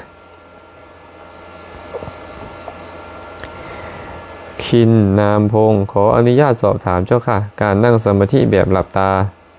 และไม่หลับตาแบบไหนได้ผลลัพธ์ดีกว่าขอความเมตตาพระอาจารย์ช่วยอธิบายเหตุผลด้วยเจ้าค่ะอันนี้ก็แล้วแต่เรานะโยมนะเราถนัดแบบไหนเราก็เอาแบบนั้นแหละเนาะแต่โดยมากแล้วเนี่ยคนเขานั่งสมาธิเขานิยมนั่งหลับตาเพราะหลับตาแล้วเนี่ยมันจะได้สำรวมเข้าไปอีกทวารหนึ่งเหมือนกับปิดทวารตาเข้าไปแล้วมันจะไม่เห็นมันจะไม่ดึงให้เราออกไปในอารมณ์ที่ต้องเห็นทางตาด้วยฉะนั้นหลักการปฏิบัติท่านก็เลยชี้เข้าไปว่าควรปิดทวารทั้งหลายแล้วจ้องดูอยู่ในทวารเดียวอุปมาเหมือนกับตัวเหี้ยขออภัยอาจจะเป็นคำพูดที่ไม่เหมาะสมนะไอตัวเหี้ยเนี่ยตะกรวดเนี่ยมันเข้าไปในโพรงจอมปลวกโพรงจอมปลวกนั้นมันมีรูอยู่6รูบุคคลผู้ฉลาดเนี่ยก็ควรปิดรูไว้ทั้ง5รูเหลือไว้รูเดียวเพื่อจะได้จับตะกรวดหรือจับเหี้ยนั้นที่มันออกมารูเดียวนั้นถ้าหากว่ามันมีรูเยอะเกินไปเราไม่อุดสักรูเลยเดี๋ยวมันก็ออกไปรูไหนก็ได้ใช่ไหมเราก็ไม่มีเวลาไปจ้องมองดูอยู่ทั้ง6รูฉะนั้นหากเป็นไปได้ก็คือบุคคลผู้ฉลาดในการอยากจะจับเหี้ยนั้นก็ต้องเอาใบไม้บ้างกิ่งไม้บ้างไปอุด5รูไว้เหลือไว้รูเดียวถ้าเหลือไว้รูเดียวเราก็ดูมันอยู่ได้ดีกว่าฉันใดก็ฉันนั้นตาหูจมูกลิ้นกายใจเนี่ยเป็นเหมือนกับรูช่องโพรงของปลวกนั้นนะของจอมปลวกเราเนี่ยเปรียบเสมือนกับบุคคลผู้อยากจะจับเหี้ยไอ้จิตของเรานี่เปรียบเสมือนกับเหี้ยนะถ้าหากว่าเรามีช่องทางให้รับรู้มากเกินไปมันก็จะไม่ได้จดจ่ออยู่กับอารมณ์นั้นอารมณ์ที่จิตมันไปรู้อย่างเช่นลมหายใจเข้าออกเป็นต้นเนี่ยหากโยมลืมตามาแล้วก็นั่งเนี่ยเดี๋ยวตามันก็ต้องเห็นคนเดินผ่านมันเห็นอะไรบอกเดี๋ยวมันก็ดึงเราไปมันก็ฟุ้งซ่านได้ง่ายกว่าฉะนั้นหากเป็นไปได้ก็หลับตาแต่ว่าใครถนัดลืมตาก็ไม่เป็นไรก็ไม่เป็นไรแต่สุดท้ายแล้วก็ต้องหลับตาอยู่ดีนะแต่เบื้องต้นนี่ใครจะเอายังไงก็ได้นะไม่เป็นไรไม่ผิดอะไรเนาะยายนางศรีบุญเฮืองกราบนมัสการพระอาจารย์สาธุด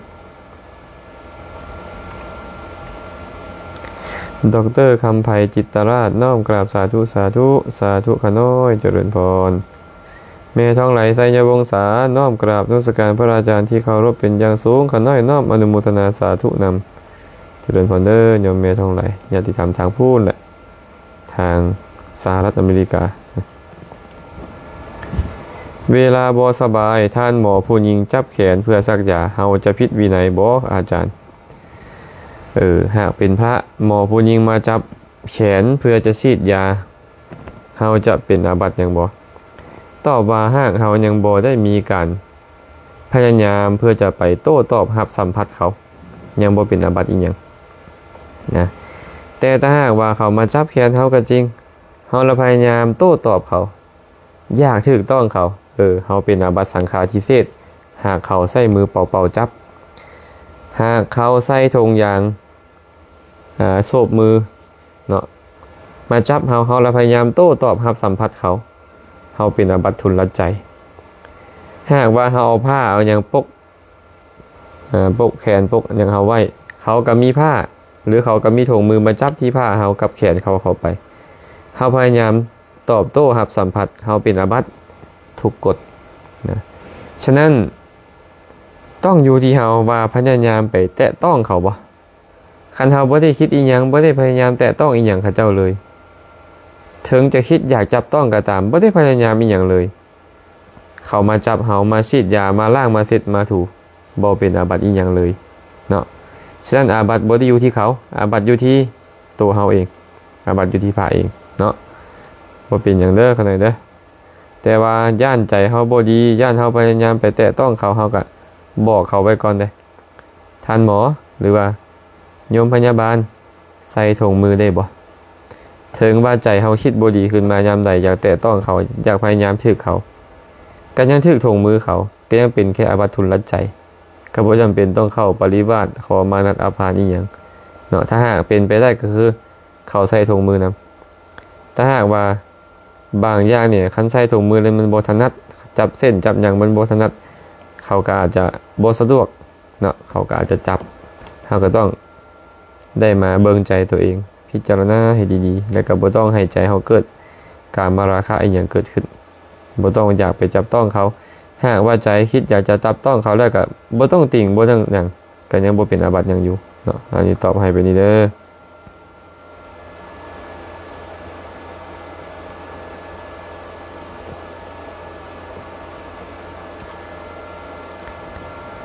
อมาต่อเนาะ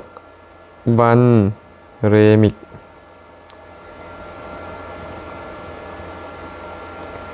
น้อมกราบพระอาจารย์ระหว่างบทสูตรกับธรรมะคำสอนของพระพุทธเจ้าอันใดควรศึกษา บทสูตรบางสูตรก็เป็นคำสอนของพระพุทธเจ้านี่แหละเนาะถามว่าบทสูตรดีบ่ก็อุบายให้เจริญสมาธิเนาะให้ใจนิ่งขึ้นแต่ว่าธรรมะคำสอนนี่มันเข้าใจนะเข้าใจแล้วก็เอามาประพฤติปฏิบัติได้พร้อมแนะนำบอกกล่าวคนอื่นได้พร้อมมีปัญหาอีกอย่างเกิดขึ้นก็สามารถใช้เพื่อบำบัดทุกข์ได้พร้อมถามว่าธรรมะคำสอนกับบทสวดนี่ควรศึกษาอันใดก็แน่นอนแหละเนาะก็ควรศึกษาธรรมะคำสอนนั่นแหละแต่จะลืมว่าบทสวดหลายสูตรนะธรรมจักรกับปวัตตนสูตรบอกมงคลสูตรเป็นต้นบอกก็คือคำสอนของพระพุทธเจ้าเนี่ยเราควรทรงจำเนาะเราควรทรงจำ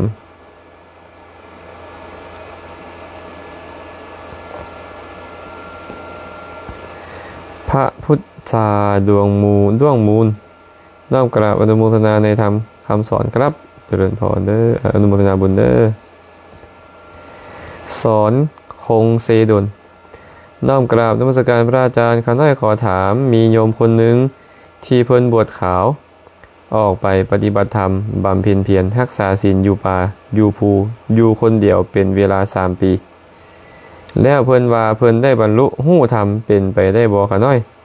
และการบรรลุหู้ธรรมมีจักขั้นตอนขอพระอาจารย์อธิบายแหน่ข้าน้อยบุคคลใดก็ตามถ้าหากว่าบุญบารมีมีอินทรีย์แก่รอบได้ธรรมะที่เหมาะสมก็มีโอกาสบรรลุธรรมได้นะมีโอกาสบรรลุธรรมได้แต่ก็ไม่ได้หมายความว่าทุกคนจะเป็นแบบนั้น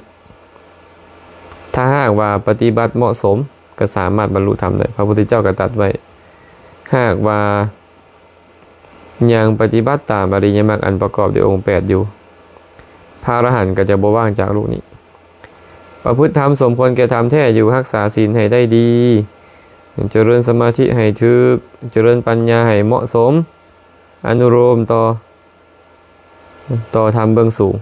เอิ้นว่าธรรมานุธรรมปฏิปฏิบัติธรรมสมควรแก่ธรรมปฏิบัติธรรมเบื้องต้นสมควรแก่ธรรมเบื้องสูงก็สามารถบรรลุธรรมได้นั่นแหละนะแต่ว่าหลายๆคนนี่นะบางทีก็อาจจะเข้าใจผิดหรือสำคัญตัวเองผิดว่าได้บรรลุก็ได้ฉะนั้นการบรรลุธรรมนี่ก็ควรที่จะทำความเข้าใจพอสมควรได้คำว่าบรรลุธรรมคืออย่างไรบรรลุธรรมคือเห็นแจ้งนิพพานนะการเห็นแจ้งพระนิพพานตามความเป็นจริงเอิ้นว่าบรรลุธรรมการบรรลุธรรมจึงมีอยู่4ขั้นนะ4ขั้น1บรรลุความเป็นโสดาบัน2บรรลุความเป็นสกทาคามี3บรรลุอนาคามีและ4บรรลุอรหันต์แต่ว่าการบรรลุนี่นะหมายถึงการละกิเลสมันบ่แม่นอย่างอื่นหากเพิ่นบอกว่าเพิ่นบรรลุธรรมแล้วก็เบิ่งว่ากิเลสเพิ่นยังเหลืออยู่บ่คันกิเลสเพิ่นเองยังเหลืออยู่ก็อาจจะบ่แม่นการบรรลุธรรมเนาะเพราะว่าคนที่บรรลุธรรมคือการละกิเลสเห็นแจ้งอริยสัจสี่ตามความเป็นจริงเห็นว่าอันใดคือทุกข์ตามความเป็นจริงบ่แม่นแค่คิดเอาเห็นตามความเป็นจริงเห็นว่าอันใดเป็นเหตุเกิดทุกข์เห็นว่าอันใดเป็นเหตุดับทุกข์เห็นว่าอันใดเป็นทางไปสู่ความดับทุกข์ตามความเป็นจริง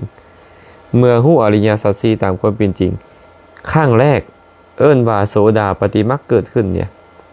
สักกายทิฏฐิความเห็นผิดว่าเป็นโตเป็นตนจะหายไปวิจิกิจฉาความลังเลสงสัยในคุณของพระรัตนตรัยจะบ่มีศีลพัตตปรามาสความยึดถือข้อประพฤติที่บ่ถูกต้องจะบ่มีขี้ทีหรือเอิ้นว่ามัจฉริยะจะบ่มีอิจฉาความริษยาในลาภสักการะยศสรรเสริญของคนอื่นจะบ่มีนี่ทำ5ตัวนี้จะต้องถึกละการบรรลุทำขั้นแรกคือโสดาปฏิมรรคเมื่อโสดาปฏิมรรคเกิดขึ้นโสดาปฏิผลก็เกิดตามมาเอิ้นบุคคลนั้นว่าโสดาบันเนาะเจริญคุณธรรมต่อบรรลุมรรคที่2คือสกทาคามีมรรคราคะที่มันแห้งๆความอยากได้อยากดีที่มันแห้งๆโทสะที่มันแห้งๆโกรธเคืองพยาบาทมาท่าแห้งๆโมหะความลุ่มหลงแห้งๆจะเบาบางลงแต่ยังละบ่ได้เด็ดขาดแต่เบาบางลงแล้วเนาะเบาบางลงแล้วเมื่อสกทาคามีมรรคเกิดขึ้นดับไปสกทาคามีผลก็เกิดขึ้นเอิ้นมาพระสกทาคามีเจริญคุณธรรมต่อบรรลุมรรคเทื่อที่3เอิ้นว่าอนาคามีมรรคเห็นแจ้งอริยสัจสี่ตามความเป็นจริงฮู้แจ้งพระนิพพานขั้นที่3ราคะคือความอยากในรูปอยากในเสียงอยากในกินอยากในรสชาติอยากในสัมผัสบ่มีเพิ่นนี่นะความโกรธความขัดเคืองความบ่พอใจหายเกลี้ยงนี่เอิ้นว่าบรรลุธรรมขั้นที่3เนาะเมื่ออนาคามีมรรคเกิดขึ้นดับไปกิเลสเหล่านี้จะหายและอนาคามีผลก็จะเกิดขึ้นตามมาทันทีเขาก็เจริญคุณธรรมต่อเจริญวิปัสสนาต่อบรรลุมรรคเทื่อที่4เอิ้นว่าอรหัตตมรรคกามราคะหายไปตั้งแต่อนาคามีมรรคแล้วเหลือตั้งแต่รูปราคะอรูปราคะรูปราคะก็ตามอรูปราคะก็ตามความยินดีพอใจในการเกิดความยินดีพอใจในรูปฌานอรูปฌานหายเกลี้ยงนะมานะความถือเนื้อถือตัวบ่มีอุทธัจจะความฟุ้งซ่านบ่มีและก็สุดท้ายอวิชชาคือความลุ่มหลงบ่มีเลยนี่เอิ้นว่าการบรรลุธรรมขั้นที่4เนาะหลังจากนั้นอรหัตผลก็เกิดขึ้นเอิ้นว่าพระอรหันต์ฉะนั้นการบรรลุธรรมนี่จึงมีอยู่4ขั้นจะว่าแบบใดก็ตามแต่การบรรลุธรรมเนี่ยเพิ่นจะให้โวหารแบบใดก็ตามแต่อ้างว่าทำขอนั่นขอนี่ก็ตามแต่สาระของการบรรลุธรรมก็คือการละกิเลสคันกิเลสมันเบาบางลงแสดงว่าเจ้าบรรลุธรรมคันกิเลสบ่เบาบางลงเลยยังบ่แม่นดอกเนาะและเจ้าต้องฮู้เพราะว่าเจ้าบรรลุย้อนปฏิปทาอันใดบรรลุเวลาใดบรรลุอีหยังฮู้แจ้งอีหยังแดละกิเลสอีหยังได้แดและกิเลสอีหยังที่เจ้ายังบ่ได้ละเจ้าต้องฮู้แบบนี้คันเจ้าบรรลุธรรมเจ้าต้องเข้าสมาบัติได้บรรลุโสดาบันก็เข้าโสดาปฏิผลสมาบัติบรรลุสกทาคามีก็เข้าสกทาคามีสมาบัติบรรลุอนาคามีก็เข้าอนาคามีสมาบัติบรรลุอรหันต์ก็เข้าอรหันต์สมาบัติได้คันเข้าสมาบัติได้แสดงว่าเจ้าบรรลุเนาะและถามว่าเข้าสมาบัติแบบนั้นนี่ฮู้แจ้งอีหยังฮู้แจ้งนิพพานอยู่เป็นนิจเป็นประจำก็ลองไปพิจารณาเบิ่งเนาะไปพิจารณาเบิ่งถามว่าแม่ซีไปปฏิบัติธรรมสามารถบรรลุธรรมได้บ่ก็สามารถบรรลุได้หั่นแหละถ้าหากว่าปฏิบัติถูกต้องแท้แต่คนบรรลุธรรมนี่นะเขาบ่ค่อยไปบอกผู้ใดดอกเนาะนอกจากจำเป็นแท้ๆคนสอบถามคนสอบแท้ๆพุ่นนะเขาจึงจะบอกลำพรสาธุสาธุเจริญพรเดือน TMV สาธุสาธุขาน้อยเจริญพรเด้อบ้องอ่อนประสิทธิ์ขออนุญาตพระอาจารย์ขาน้อยฝันเห็นแต่ลูกสายผู้ล่วงลับไปแล้วเป็นนำเฮาห่วงลูกหลายบ่พระอาจารย์หรือลูก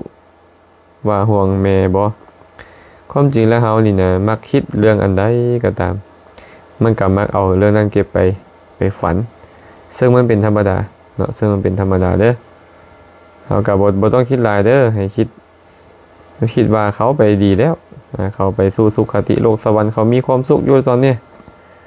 เขามีความสุขในสถานที่ใหม่แล้ว แล้วก็บ่ต้องห่วงแล้วเฮานะเฮาเฮ็ดอีหยังบ่ได้แล้ว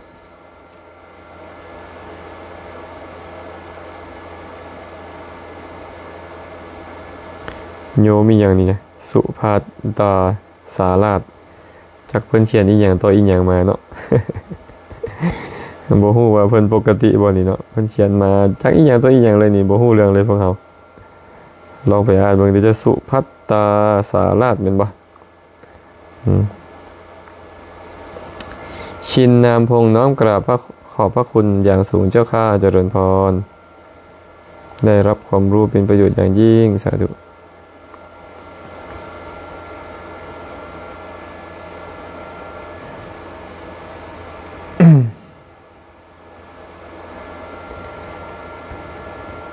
แพงขวัญไซสมพรน้อมกราบพระอาจารย์ข้าน้อยขอถามแดถ้าเฮานางภาวนาบ่ได้นอนภาวนาก็ได้บ่ ความจริงแล้วภาวนาเนาะนี่คือการเจริญสติสัมปชัญญะการเจริญสมาธินั่นแหละเรียกว่าภาวนาอยู่ทุกๆอิริยาบถควรมีภาวนาถามว่าคันนางบ่ได้เด้มันเจ็บแอวบ่มันเจ็บหลังบ่มันเจ็บหัวมอเก้าบ่นอนลงแล้วสามารถเจริญสติสัมปชัญญะสามารถเจริญสมาธิได้บ่ผิดหยังเลยอยู่ทุกทีทุกบ่อนทุกอิริยาบถสมควรเฮ็ดทั้งหมดแต่ว่าอิริยาบถที่สมควรที่สุดก็คืออิริยาบถนั่งเนาะอิริยาบถนั่งนี่สมควรก่อนหมู่เพราะว่าจิตใจมันจะทุนเทียงก่อนคันนอนมันมักลับนะคันนอนเจริญภาวนามันมักลับเนาะแต่ถามว่านอนเจริญได้บ่ก็บ่ได้ผิดหยังดอกต่างกันแต่ว่ามันมักลับซื่อๆเนาะคันนั่งบ่ได้ก็นอนเฮ็ดกันยังดีเนาะก็บ่ได้ผิดอีหยังเด้ออัมไพภูวงศรีน้อมกราบพระอาจารย์สาธุตัวเหี้ยไทยเรียกให้สุภาพคือตัวเงินตัวทองเจ้าค่ะเจริญพรขอบใจมากโยมบุญทลาบุญวิสัยน้อมกราบพระอาจารย์เสียงดีข้าน้อยสาธุข้าน้อยฝันได้ว่าได้สวยชีวิตลูกสายแล้วฟื้นแต่ความจริงแม่นลูกชายเสียแล้วเป็นย้อนอย่างนอกพระอาจารย์ไม่ออกคิดหลาย ไม่ออกคิดนำแต่ลูกหลายไม่ออกกับฟันปรุงแต่งไปเบิดแหละฉะนั้นเขาก็ต้องได้คิดเรื่องอื่นมันคิดเรื่องลูกขึ้นมาก็คิดเป็นเรื่องอื่นคิดเรื่องลูกขึ้นมาก็คิดเป็นเรื่องอื่นมันเฮ็ดให้เฮาทุกข์เด้ที่ลูกเขาเสียไปน่ะเฮาก็บ่บาปอีหยังเด้เนาะแต่เฮาทุกข์นำลูกนี่เฮาบาปตลอดเลยเพราะความทุกข์เป็นซื้อของโทสะเป็นซื้อของบาปและมันจะเฮ็ดให้แม่ออกนี่นะเกิดมาชาติใดไม่ออกจะขี้หายท่ายเปผิวพรรณเศร้ามองวันนะบ่พองใสพิกลพิการขี้เลี้ยวขี้เลนะมันจะเป็นเหตุให้ไม่ออกประสบทุกข์เองในอนาคต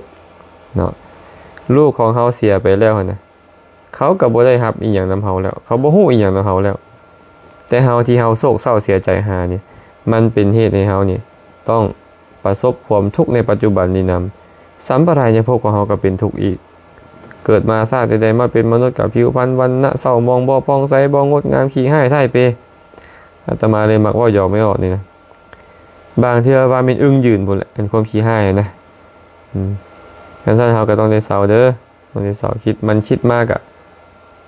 พยายามไปคิดเรื่องอื่นที่ดีๆพุ่นมันคิดมากกับพยายามไปคิดเรื่องอื่นที่ดีๆพุ่นนะบ่มีดอกอันผู้ใดที่บ่มีญาติพี่น้องตายบ่มีคนในโลกนี้มีเมิดบ่พ่อตายกับแม่ตายบ่แม่ตายกับเพื่อนมิตรสหายตายพี่น้องตายลูกตายทุกคนมีหมดเลยมีคนผัดภาคหมดเลยในสมัยพุทธกาลมีโยมคนหนึ่งชื่อว่านางปตาจารานางปตาจารานี่มื้อเดียวคนตาย6 คนผัวตายลูก2 คนตายพ่อตายแม่ตายอ้ายตายมื้อเดียวตาย6 คนในคนที่เฮาฮักกันนะคันเมื่อเทียบกับเฮาแล้วนี่นะเฮากับนางปตาจารานี่ความทุกข์ของเฮานี่โอ้ยมันเสี้ยวนึงของเราเองได้แต่นางปตาจารานี่นะเราก็โศกเศร้าเสียใจจนเป็นบ้าพุ่นได้จนเป็นบ้าไปเลยเสียสติไปเลยไปฮอดพระพุทธเจ้าก็เอิ้นใส่ให้เราได้สติขึ้นมาพอเราได้สติแล้วก็ขอห้องพระพุทธเจ้าให้ช่วยให้เหลือพระพุทธเจ้าก็เทศน์ให้ฟังน้ำตาที่เฮาไหลออกเพราะผัดภาคจากคนฮักจากของฮักนี่นะ มันหลายกว่าน้ำในมหาสมุทรเสียอีกน้ำตาที่หลั่งไหลออกจากตาของพวกเราเพราะพบพ่อกับสิ่งที่บ่น่าฮักบ่น่าพอใจมันหลายกว่าน้ำในมหาสมุทรเสียอีกยังบ่พอบ่ที่เจ้าจะเบื่อหน่ายคลายกำหนัดบ่พอบ่ที่เจ้าจะหลุดพ้นนี่นะบ่พยายามมาซ้ำละหนทางไปสู่นิพพานให้ตัวเองบ่เจ้าต้องให้จักซาดต้องเสียใจจักซาดน้ำตาเจ้าจังหลายซ้ำน้ำในมหาสมุทรป่านนี้เจ้ายังบ่อยากเศร้าหวาเนี่ยแบบนี้พระพุทธเจ้าเทศน์ให้ฟังแล้วก็กลับตัวกลับใจได้บวชแล้วก็บรรลุเป็นพระอริยเจ้าไปสุดท้ายก็บรรลุเป็นพระอรหันต์อีกโยมคนหนึ่งก็คือชื่อว่านางกีสาโคตมีนางกีสาโคตมีนี่ก็มีลูกน้อยคนเดียวลูกกกซ้ำลูกตายเบิกแม่ไม่ออกเลยกำลังเป็นตาฮักกำลังเป็นตาแพงตายซ้ำลูกเนี่ยเราบ่เคยสูญเสียลูกจากเถื่อเนาะเรามีลูกคนเดียวก็ให้เสียใจไปหาผู้นี้ได้ไปหาผู้นั้นแต่ซอยลูกข่อยได้ซอยลูกข่อยได้ไปเฮือนหลังใดเขาก็ว่าเป็นบ้านางอันนี้นะผู้ใดสิซอยคนตายให้ฟื้นได้เราก็ให้ไปพ่อไปพ่อผู้ชายผู้หนึ่งผู้ชายผู้นี้ก็เลยคิดว่าโอ้นางคนนี้นี่เนาะเราบ่เคยพ่อคนตายเอาละเฮาซอยบ่ได้ดอกแต่เฮาจะหาอุบายให้พระพุทธเจ้านี่ซอยเราว่าซั่นนางคนนี้ก็เข้าไปหาพ่อผู้นั้นพ่อผู้นั้นก็เลยบอกว่าค่อยซอยบ่ได้ดอกแต่ว่ามีผู้นึงสามารถซอยได้แม่นไผบ่ค่อยได้ว่าซั่นพระสัมมาโคดมพระสัมมาสัมพุทธเจ้าให้เจ้าไปหาเพิ่นเด้อนางก็ฟ้าวไปเลยนางกีสาโคตมีนี่พอไปฮอดก็ไปกราบพระพุทธเจ้าซอยลูกเขาหน่อยเด้อเขาหน่อยซอยลูกเขาหน่อยเด้พระพุทธเจ้าก็เลยบอกอุบายว่าให้เจ้าไปหาเม็ดผักกาดมาเด้อคันเจ้าหาเม็ดผักกาดมาได้นี่จะซอยลูกเจ้าได้เขาหน่อยเอาลายสำเร็จละเม็ดผักกาดนี่พระพุทธเจ้าก็เลยบอกว่าเอาบ่หลายดอกแต่ให้เจ้าไปหาเม็ดผักกาดอยู่เฮือนที่บ่เคยมีคนตายมาก่อนให้เจ้าไปหาเด้อนางก็เฝ้าอุ้มลูกตาที่ตายแล้วเนี่ยไปแล้วก็ไปขอน้ำสาวบ้านน่ะไปเฮือนหลังใดก็ขอเด้ขอยังละขอเม็ดผักกาดเขาก็เอาให้ก็ถามว่าเฮือนนี่เคยมีคนตายบ่เขาก็บอกว่าโอ้ยเจ้าเป็นบ้าบ่คนตายหลายกว่าคนเป็นนะเฮือนหลังนี้นะว่าซั่นพ่อก็ตายแม่ก็ตายปู่ก็ตายย่าก็ตายบรรพบุรุษข่อยตายมาล่วงหลายแล้วนะคันซั่นข่อยบ่เอาข่อยจะเอาใจเฮือนที่บ่มีคนตายไปเฮือนหลังต่อไปก็ไปเว้าแนวเก่าเขาก็บอกว่าคนตายหลายกว่าคนเป็นไปเฮือนหลังต่อไปอีกเขาก็บอกว่าคนตายหลายกว่าคนเป็นไปเป็น10หลัง20หลังเป็น50หลังเขาก็เว้าแบบเดียวกันหมดนี่ได้สติขึ้นมาบัดนี้โอ้เฮาละคิดว่าแม่แต่มีแต่ลูกเฮานี่เนาะที่ตายเนาะแต่ที่จริงบ่แม่นนี่ลูกคนอื่นก็ตายพ่อคนอื่นก็ตายแม่คนอื่นก็ตายญาติกาวงศาผู้เป็นที่รักของเขาตายหมดทุกคนเลยจับซากศพของลูกตัวเองโยนทิ่มเลยบัดนี้เอ้าตายก็ตายทิ่มซะเสียจังได้กับคนตายนี่นะว่าซั่นกลับไปหาพระพุทธเจ้าข้าน้อยฮู้แล้วข้าน้อยที่พระองค์ให้ไปหาเม็ดผักกาดนี่นะเพื่อให้ข้าน้อยเกิดความสังเวชสลดใจว่าคนตายเฮ็ดให้ฟื้นบ่ได้บ่มีผู้ใดเฮ็ดคนตายให้ฟื้นได้ข้าน้อยขอบวชข้าน้อยจะออกบวชจากพ้นทุกข์สุดท้ายก็ออกบวชแล้วก็ปฏิบัติธรรมพ้นทุกข์ไปบรรลุอรหันต์ไปฉะนั้นเนาะทุกคนล้วนแล้วแต่ประสบกับความสูญเสียลูกสูญเสียเต้าสูญเสียพี่เพื่อนมิตรสหายสูญเสียญาติกาวงศาพ่อแม่มานำกันทั้งหมดแต่ว่าหลายๆคนกับพยายามทำความเข้าใจและกับบำบัดทุกข์ของตัวเองได้บ่ให้ตัวเองให้ทุกข์ดนนักปราชญ์บัณฑิตจึงบ่ควรปล่อยให้ตัวเองทุกข์ดนกับสิ่งที่สูญเสียเพราะเฮาบ่สามารถไปตามแก้ไขอีกอย่างใดเลยเนาะคันซั่นไม่ออกเก็บไปฝันกันย้อนว่าไม่ออกคิดหลายคิดแต่เรื่องเดียวนั้นบัดนี้ต้องเปลี่ยนต้องหาวิธีหาอุบายเปลี่ยนอารมณ์เนาะคิดเรื่องนี้ขึ้นมาเฮาก็นึกถึงเรื่องใหม่ซะที่มันดีๆคิดเรื่องนี้ขึ้นมาจังได๋ก็นึกถึงเรื่องใหม่ซะที่มันดีๆบ่โดนมันก็จะเซาคิดแบบนั้นเนาะ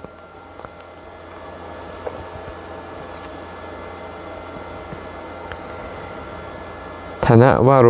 ขอโอกาสพระอาจารย์พระที่ท่านอยู่ป่าลึกบ่ได้ออกบิณฑบาตการอยู่การฉันของเพิ่นแบบใด เป็นอาบัติบ่เป็นอาบัติบ่ขาน้อย เขียนภาษาไทยแต่ว่าน่าจะเป็นพระลาวนี่แหละเนาะถามว่าพระที่เพิ่นไปอยู่ป่าเลิกบ่ได้บิณฑบาตการอยู่การฉันเพิ่นนี่ฉันแบบใดขาน้อยบ่เป็นอาบัติบ่พระนี่มีสิกขาบทที่ควบคุมเอาไว้หลายสิกขาบทข้อหนึ่งเลย ห้ามพระเก็บอาหารไว้สันข้างคืนหากเก็บอาหารไว้สันข้างคืนเป็นอาบัติปาจิตติเนาะพระห้ามเด็ดห้ามภาคของเขียวหากว่าไปเด็ดใบไม้หมากไม้เป็นต้นมาฉันเป็นอาบัติปาจิตติหากบ่ได้ประเคนอีกซะพวกหมากไม้ใบไม้เนี่ยบริโภคอาหารที่บ่ได้ประเคนเป็นอาบัติปาจิตติเป็นอาบัติปาจิตติหากเจ้าหุงหาเข้าป่าอาหารเองหุงต้มเองเป็นอาบัติทุกกฎเจ้าเก็บอาหารไว้บนเจ้าอยู่เป็นอาบัติทุกกฎเจ้าหุงหาเข้าป่าอาหารอยู่บนเจ้าอยู่เองเป็นอาบัติทุกกฎโอ้มันมีแต่อาบัติกับอาบัติเดี๋ยวนี้เนาะมีแต่อาบัติกับอาบัติฉะนั้นหากเจ้าอยากจะให้ศีลบริสุทธิ์นี่นะเจ้าก็ต้องมาออกบิณฑบาตหรือว่าต้องมีสามเณรหรือว่าอุบาสกที่คอยช่วยเหลือในเรื่องของการหุงต้มในเรื่องของการกัปปิยะของเขียวเรื่องของการประเคนอาหารศีลของเจ้าจึงจะบริสุทธิ์บ่ด่างพร้อยเมื่อศีลบ่บริสุทธิ์บ่สามารถเจริญสมาธิให้เจริญได้บ่สามารถเจริญวิปัสสนาปัญญาให้บรรลุมรรคผลนิพพานนี้ยังได้เลยนอกจากเจ้าต้องชำระศีลให้บริสุทธิ์ซะก่อนฉะนั้นเราอยากให้ศีลบริสุทธิ์เราก็ต้องหาอุบายที่มันแท้เหมาะเนาะบ่แม่นว่าเก็บอาหารไว้ทันเองอยู่อยากกินใบไม้หมากไม้อันใดปีนต้นไม้เองเด็ดเอามากินเองบ่ต้องมีไผประเคนเลยอันนี้ก็เป็นอาบัติละสร้างสมอาบัติเนาะบ่ได้บ่ถูกต้องเนาะอันนี้ก็ตอบให้ไปนี่เด้อโยมเมทองไหลไสยวงศาน้อมกราบพระอาจารย์แจมแจ้งหลายน้อมกราบสาธุเจริญพรเด้ออนุโมทนาบุญนำแต่ไสยวงศ์ข้าน้อยขอโอกาสถามพระอาจารย์เวลามีคนในครอบครัวเจ็บป่วยพร้อมกัน2 คนแต่ว่าเสียชีวิตแต่คนเดียวแล้วคนก็ว่าอีกคนหนึ่งต้องบ่เป็นหยังเพราะอีกคนตายแทนแล้วผ่านไป1 ปีอีกคนที่เหลือกลับมาป่วยอีกแต่บ่ถึงขั้นแหงแล้วก็มีคนมาว่าเป็นหยังยังเจ็บป่วยอยู่ทั้งที่อีกคนก็ตายแทนแล้วข้าน้อยได้ยินเทื่อใดบ่สบายทุกเทื่อเพราะบางคนที่ว่าตายแทนนั้นคือลูกของข้าน้อยเองขอพระอาจารย์เมตตาให้ทำแก่ข้าน้อยได้บ่เกี่ยวกันดอกเนาะบ่มีผู้ใดมาตายแทนกันได้ดอกแม่เว้ยพระพุทธเจ้าบอกว่ากรรมมุนาวัตติโลโกกรรมมุนาวัตติปชากรรมนิพันธนาสัตตาระทัสสานีวะยายโตสัตว์โลกเป็นไปตามกรรมหมู่สัตว์เป็นไปตามกรรมกรรมนั่นแหละยอมผูกพันหมู่สัตว์เอาไว้เหมือนริมสลักที่ไปยึดเผารถให้ติดกับโก่งรถให้แล่นไปสู่ทิศทางหลายได้ฉะนั้นกรรมภัยกรรมมันบาปภัยเวรมันต่างแต่ว่าเฮาเฮ็ดกรรมมาคล้ายๆกันมันก็เลยมีอาการคล้ายๆกันเนาะเพราะฉะนั้นเขาตายแทนไม่ออกบ่ได้ไม่ออกตายแทนเขาบ่ได้บ่แม่นว่าเขาตายแทนให้ไม่ออกอายุยืนต่อไปหรือว่าไม่ออกไปตายแทนให้เขาอายุยืนต่อไปแบบนี้บ่มีกันซั่นหลายๆคนก็สิไปขอตายแทนพระพุทธเจ้าซะให้พระพุทธเจ้าได้อยู่ดนๆได้สั่งสอนเวไนยสัตว์ไปดนๆซะมันบ่ได้เนาะมันบ่ได้เลยเฮ็ดยังไงก็บ่ได้ผู้ใดเฮ็ดบุญกรรมมาแบบใดมันก็ต้องเสวยผลของบุญของกรรมแบบนั้นผลของบาปแบบนั้นบ่มีผู้อื่นที่จะมาเสวยแทนตัวเองเจ้าเฮ็ดบุญข้อบ่ฆ่าสัตว์มาดีเจ้าก็อายุยืนบางคนเขาเฮ็ดบาปข้อฆ่าสัตว์มาหลายเขาก็อายุสั้นมันเป็นเรื่องของเขาบางคนบ่จำเป็นต้องป่วยก็ตายบางคนป่วยก็ตายฉะนั้นเนาะเขากำลังเข้าใจผิดว่าผู้นี้มาตายแทนผู้นั้นมาตายแทนเขากำลังเข้าใจผิดความจริงแล้วการตายแทนกันมันบ่มีผู้ใดสามารถตายแทนกันได้โดยประการทั้งปวงเพราะผู้ใดก็สร้างกรรมมาเองกรรมะ เป็นว่าไงกัมมัสสะโกมหิกัมมะทายาโทกัมมะโยนิกัมมะพันโทกัมมะพันโทกัมมะปฏิสารโนยังกัมมังกริสามิกัลยานังวาปาปกังวาตัสสะทายาโทปวิสสามิ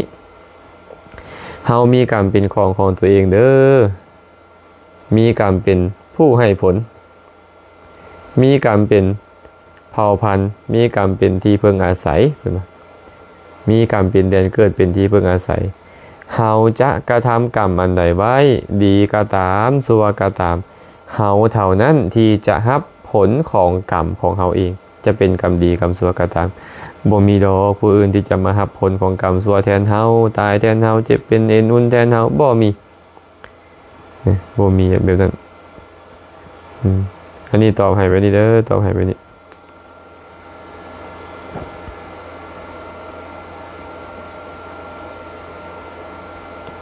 โอ้ส่วนนี้ขาน้อยนางบ่ได้เอ้ยหักเพิ่นบอกนอนภาวนาก็ได้ขาน้อยเลยถามอาจารย์ก่อนเจริญพรคันนางได้บ่ดลกับนางบึ้ดนึงเนาะนางน้อยนึงก็ยังดีคันนางน้อยนึงก็บ่ไหวแล้วก็ค่อยนอนลงก็ให้ภาวนาไปคือเก่า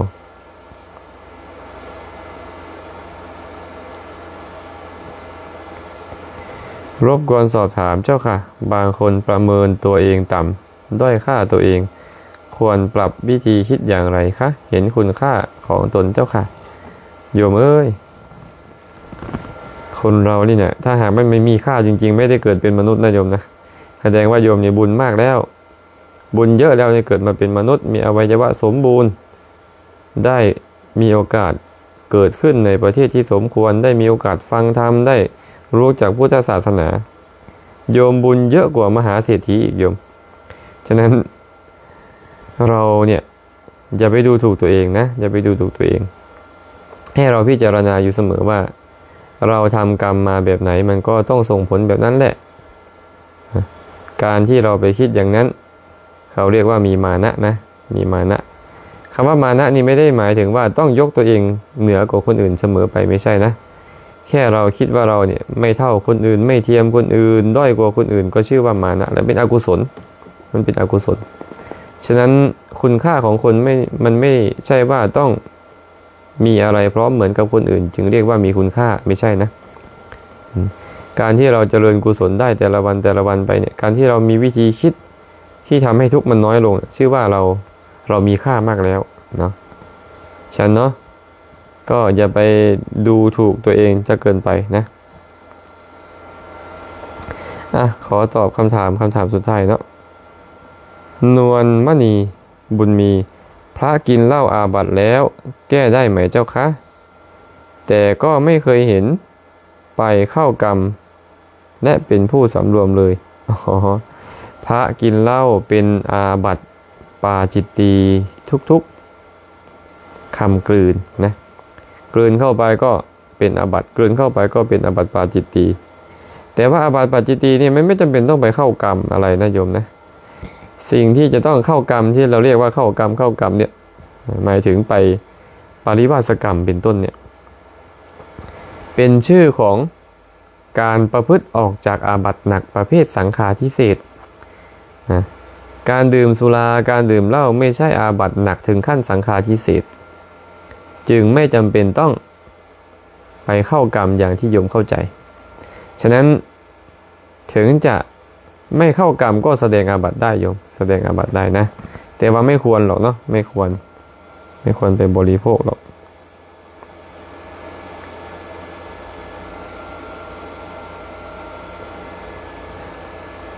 พันนีมั่นพันนีไสยวงศ์น้อมกราบนมัสการพระอาจารย์ข้าน้อยขอโอกาสถาม2 คำถามคำถามที่1เวลาอยู่ใกล้คนพาลก้าวเล่าให้ผู้อื่นเสื่อมเสียในชุมชนคนหลายๆคนวางจิตในใดข้าน้อยคำถามที่2มักนอนเหลือบางมือก็ให้บางมือก็ห้องทางธรรมเป็นอย่างบ่ข้าน้อยความจริงแล้วคำถามที่1อาจารย์ตอบไปแล้วเนาะว่าอยู่ใกล้คนพาลจะพาไปหาผิดได้แต่หากเขาจำเป็นต้องอยู่ใกล้เขาก็ต้องตั้งความกรุณากับคนพาลนั้นคือเห็นว่าเขาเฮ็ดแบบนี้เขาว่าแบบนี้เขาคิดแบบนี้นี่นะเขากำลังทุกข์เนาะ และสร้างทุกข์ในอบายให้กับตัวเองเนาะหลังจากแตกกายทำลายและจะเข้าถึงอบายทุกขติวินิบาตนรกเนาะโอ้ยจึงเป็นเจ้าทุกข์ให้เห็นเขาเป็นทุกข์ให้ได้คันเห็นทุกข์เกิดขึ้นกับเขาแล้วเขาจะบ่โกรธบ่พยาบาทมาดให้บ่คิดเบียดเบียนเขาเนาะเขากำลังเว้าตัวกับเป็นเหตุให้เขาตกนรกเองเขาเว้าส่อเสียดบ่กับเป็นเหตุให้ตกนรกเองเกิดมาในภพชาติกันดารนี่ก็ยังจะต้องแตกจากหมู่จากคณะที่ฮักที่แพงกันจะต้องถือกล่าวตูด้วยความว่าบ่จริงเฮาก็เลยต้องตั้งความกรุณาไว้ในเขาว่าเขากำลังทุกข์เขากำลังเฮ็ดความทุกข์ให้เกิดขึ้นกับตัวเองแบบนี้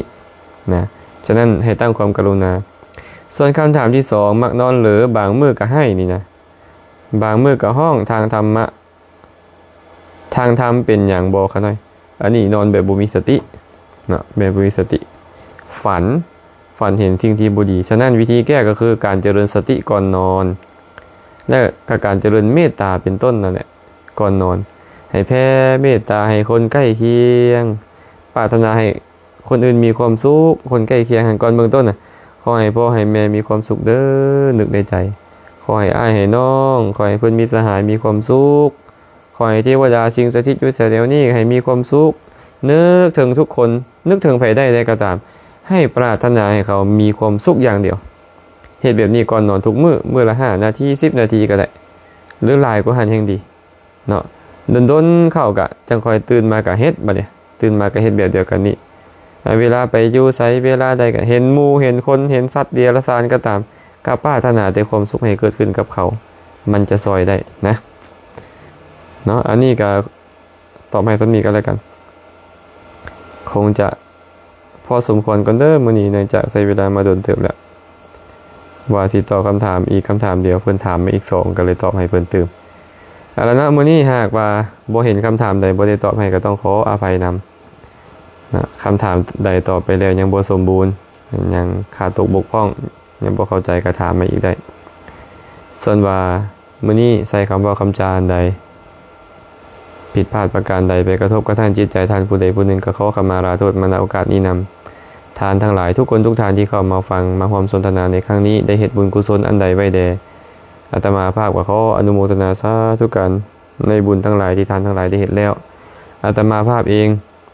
ได้เฮ็ดบุญกุศลอันใดอันหนึ่งตั้งแต่อดีตจนถึงปัจจุบันก็ขอแบ่งบุญกุศลทั้งหมดนั้นให้แก่ทุกคนทุกทานจงมีส่วนร่วมให้สรรพสัตว์ทั้งหลายจงมีส่วนร่วมในบุญทั้งหลายเหล่านี้ขอให้สรรพสัตว์ทั้งหลายจงเป็นผู้มีความสุขโดยทั่วกันท้ายที่สุดแล้วก็ขอให้กุศลทั้งหมดจงเป็นปัจจัยอำนวยอวยไสให้เฮาทุกคนทุกทานจงได้ประสบพบเจอแต่ความสุขปราศจากทุกข์ทั้งปวงหากปรารถนาสิ่งหนึ่งประการใดอันเป็นไปในทางที่ชอบประกอบด้วยธรรมแล้วก็ขอให้ความปรารถนาของทุกคนทุกทานจงสำเร็จโดยทั่วกันทุกทานทุกคนเทอญ